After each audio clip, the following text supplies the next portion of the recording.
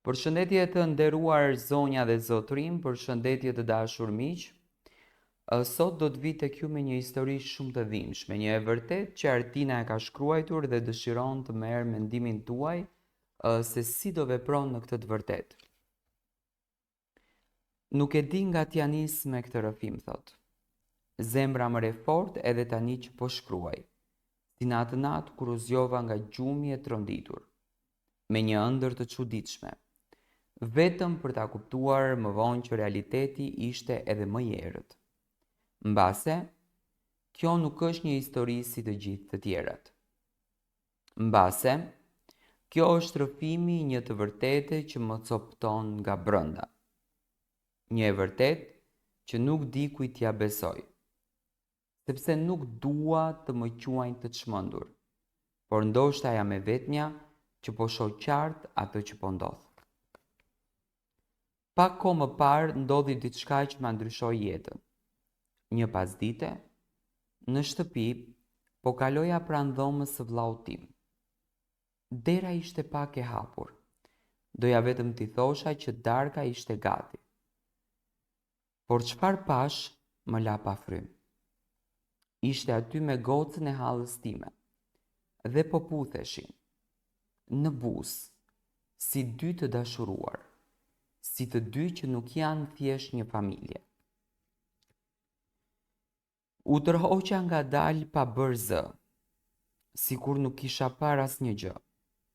Dola në kuzhinë, ku duart më dridheshin. E ndjeva gjakun që më grinte në vena.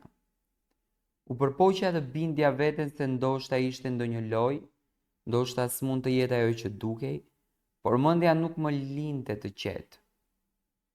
Në ditët që pasuan, u bëra si hiena që ruan çdo kënd, që përpiqet të kuptoj atë që askush tjetër nuk e sheh. Deri kur mora telefonin e vllaut, jo nga kureshtja, por nga një nevojë e thellë për të ditur të vërtetën. Dhe ajo çfarë gjeta, më la pa frym. Fotografitë të tyre duke u puthur, duke u përqafuar në fshehtësi, duke shkëmbyer mesazhe që s'kishin më dyshim. Ata janë më shumë se kushërinj. Ai e thëristem bebi, ajo i shkruante të dua përjetësisht. Ishte një marrëdhënie intime, e fshehur, e ndaluar por reale. E që nga ajo ditë, unë nuk jam më e qetë. Netët më duken si burgje, rizgjuar, duke menduar a thua deri ku kanë shkuar ata. A thua e kanë kaluar kufirin e ndaluar. A thua janë përfshirë në marrëdhënie fizike. Dhe nëse po, si mund të ndalet kjo? Si mund të ndaloj vllaun tim që të vazhdoj në një lidhje që është kundër natyrës, kundër ligjit, kundër moralit? E ka menduar të flas me ta. T'ju them se e di. Ti ballafaqoj me të vërtetën. Por pastaj më kap frika, do më quajnë të çmendur. Do më thonë që i kam shpikur këto, sepse e vërteta është shumë e rëndë për t'u pranuar. E kam menduar ta them mami. Por si do ta përballoj ajo këtë gjë? A do më besoj, apo do më shoh si një vajzë që po përfytyron gjëra që nuk janë të vërteta? Nuk dua që kjo lidhje të shkojë më tej. Dua t'i ndaloj. Dua ta ndaloj këtë marrëzi para se të bëhet një tragjedi. Por nuk e di nga t'ja nis. Nuk dua as ta turpëroj vëllaun tim, sepse e dua, ai është pjesë e zemrës time, por e ndjej se është nisur në një rrugë që nuk ka më kthim. Kam folur me Zotin netëve. I kam qarë, i kam kërkuar të më japin fuqinë e urtësi. I kam thënë, mos më lër të jem e vetmja që e sheh këtë të keqen. Më ndihmo ta ndaloj me paqe dhe jo me dhunë. Tani jam në udhkryq. Njëra rrugë është heshtja, ajo më vret pak nga pak, dhe tjetra është ballafaqimi, që mund të më bëj armike në sytë e tyre. por një gjë e di me siguri. Kjo nuk është dashuri. Kjo është një hutim, një verbëri që duhet ndaluar me mirësi dhe jo me urrejtje të madhe. Të fëmijëve, të cilët kanë reaguar gjithashtu.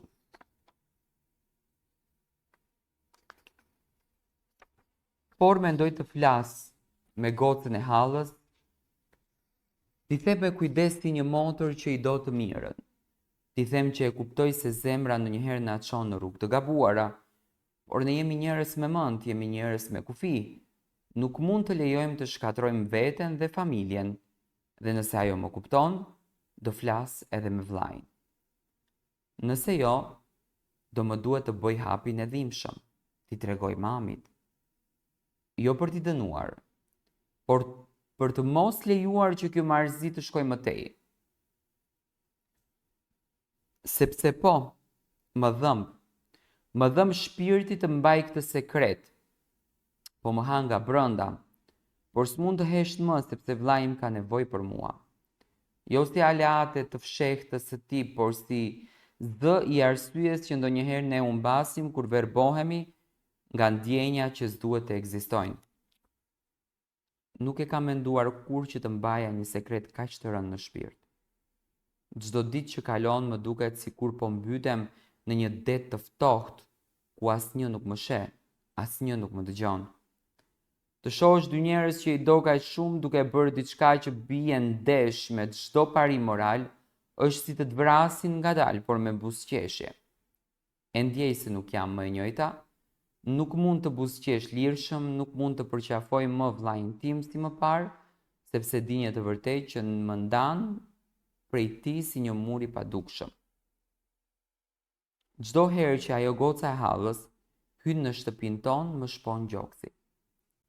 Ajo është e bukur, e zgjuar, e ëmbël dhe pikërisht kjo më të meron, sepse është aq e lehtë të biesh në rjetën e saj. E shoh si flet vllain tim, si qesh, si e prek, dhe ndjej se mes tyre nuk është më një marrëdhënie pastër familjare. E di që diçka ka ndodhur, diçka që po vazhdon, dhe nëse nuk ndalet tani, nesër do të jetë shumë vonë.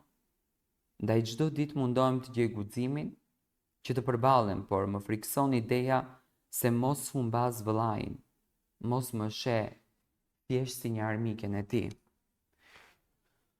Ka net ku i lutem Zotit me lot në sy që të ndërhyja i vetë, të bëj diçka që kjo lidhje të merr fund, pa pasur nevojë që unë të flas. I them vetes se ndoshta po ndërhyj shumë, ndoshta nuk është puna ime, por si mund të ri duar kryq kur di se ata po shkelin mbi diçka të shenjtë.